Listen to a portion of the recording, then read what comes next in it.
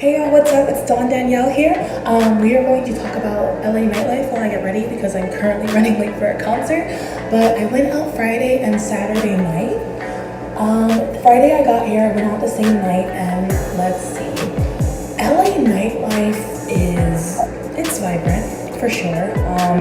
As far as their bars, clubs, restaurants, and your typical stuff, as far as dress code. Now, I was talking to a friend about this and she made a good point.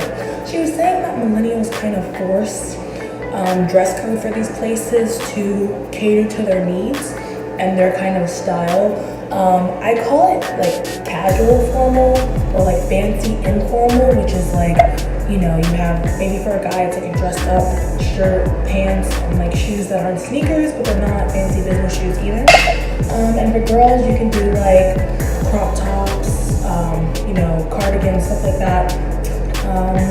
Jeans, not really, it depends, you know, tight pants, skirts, you know, just putting together this kind of like workish ensemble, but it's not like high heels, you know, fancy 5-star restaurant kind of thing. And so for dress code, it seems like there are a lot of places that do accept the fancy and formal, and you can go out with like dress, you know, just your casual thing. You don't necessarily need heels, they're not that huge on that here.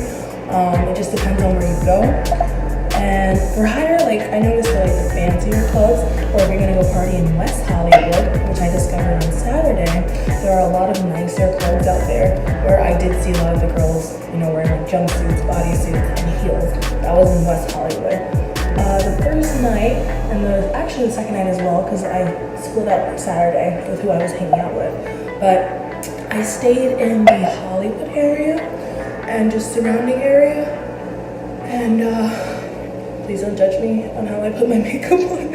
I'm really messy with it, but they had some really nice bars that were doing like happy hours, 2-for-1 kind of thing. Really good deals, especially since we're like around Cinco de Mayo.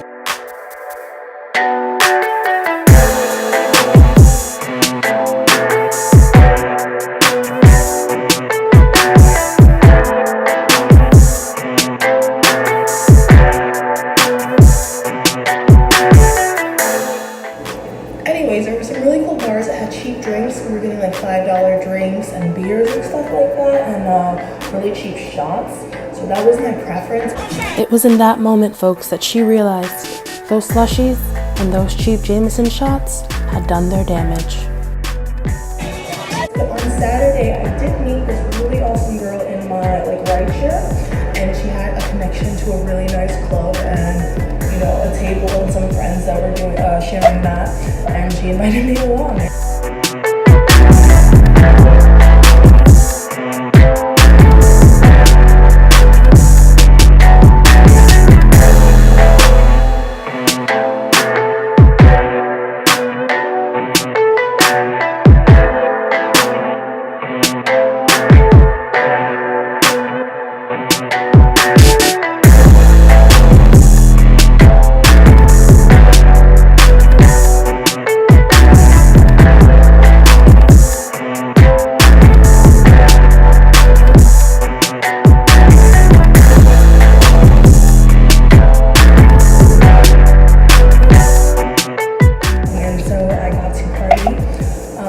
There as well, and I felt a little out of place because my go-to ensemble is like a skirt, sneakers, or like Vans type shoes, and like a cute top, and then dressing my like from torso up, dressing like, you know, kind of cute and doing the makeup and stuff so I can kind of distract people from the fact that I'm not like, you know, looking real fancy.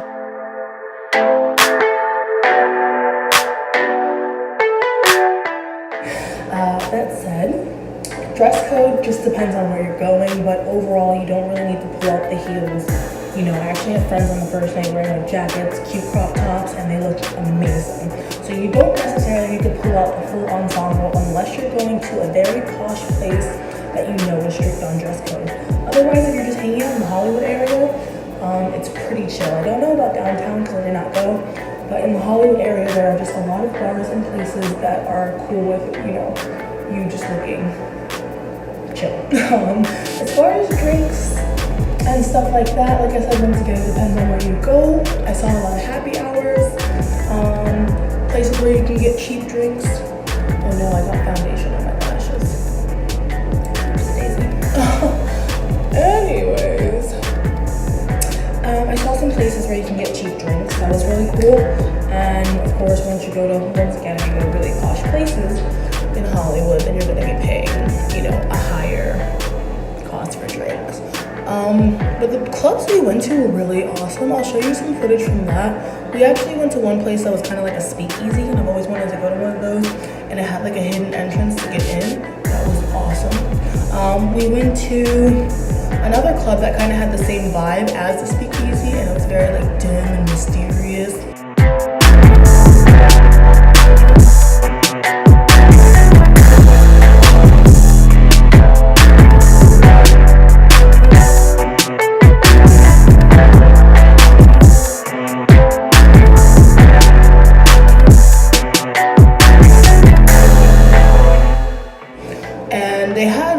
Both clubs, they had us wait in line outside, and it was kind of like a pick and choose thing. It was really weird. Like there was this guy who was like, okay, you all come in.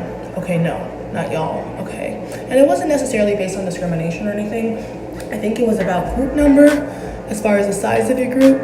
And you know what, I do take that back. The more ladies you have in your group, the better a little bit, just because they do like ladies getting in.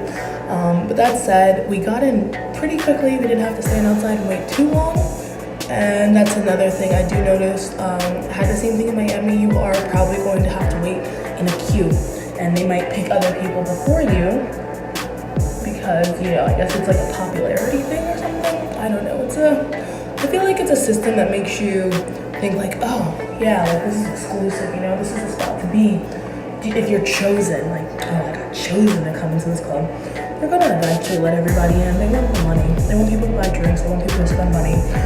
So don't feel insulted if you're waiting in line and you're not chosen yet, or you know you have to wait or anything like that, because it really is just like I'm not a crazy fan of it. Another thing I noticed is that the places we were going to do not charge cover. The place we were going to did not charge a cover. And then when I went to the nice one with my friend, she knew the bouncer and we got in because of that. So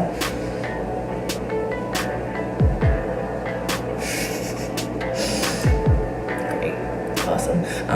Anyway, she knew the bouncer, so she was able to get us in with her, you know, connections. But otherwise, if you don't have connections, you know, I did not. I went to, I think, 3 like bars. No, I think 2 bars and about 3 clubs, and I did not pay a cover for any of them. I did not spend as much money on drinks as I thought I was going to, and I got into a really like posh high-end club because of somebody I had met. So I do think LA is one of those places where it's like the people you know, but like if you know people, you probably have more access to stuff. And you know, I think it's one of those systems where it's like who you know and yada yada. But if you don't know anyone, that's totally fine too, because guess what? You always have your bars and little like clubs and stuff that are still going to let you in, you know, and let you chill and dance and have a drink. But that's really it. Be careful while you're partying. This girl I knew, poor little lady, she like was in the speakeasy and it was very dark, and she just like tripped down the steps and sprained her ankle. You know, it's crazy.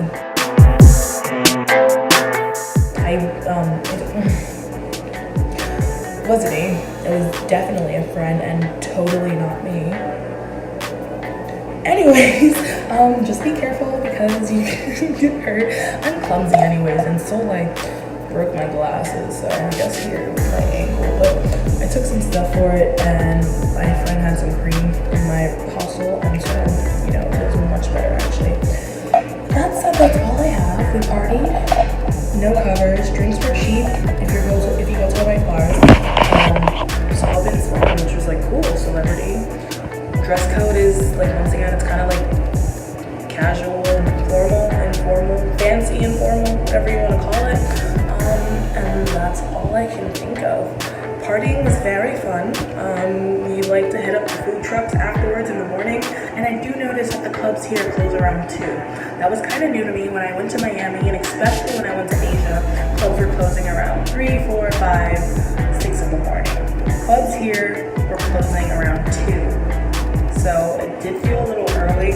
There are some places that are still open, or some bars that are still open, but they do kind of shut down a little early. Depends on, timing and how you feel about that. But unlike Miami, where people would go out at 12 and stay until like 4, it's honestly just a shift of time, because we were going out earlier too. We were leaving at like 10 at night. We'd pregame at the hostel, leave at 10, and then we're coming back at 2. So it's still like a solid 4 hours of partying, but that's all in all. I gotta hurry up and get ready and charge my phone, but I just wanted to cover nightlife real quick while my hostel mates were away and I had a chance to record, and that's all. Yeah, thank you all for watching. I'll see you next time. Bye.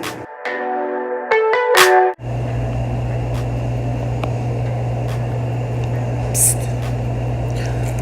I just locked myself out of my hostel room. Anyways, we're gonna play a fun game of what is currently in my bra, because for some reason there's a lot of stuff. So we're gonna see what's up. Also, I'm in the kitchen because I don't want to wake up my roommates while they sleep. So yeah.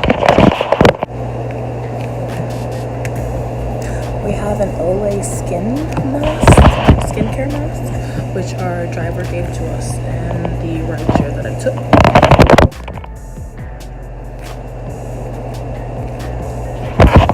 Listerine tabs, which our rideshare also gave to us.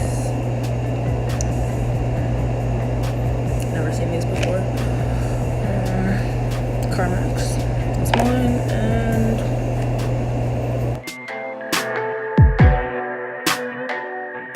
this is card from the guy who first hit on me at the first bar we went to. This is not my proudest moment. Alright y'all, I finished my late night snack and I am back in bed. I hope you enjoyed hearing about my party experience in LA. Thanks for listening. Good night.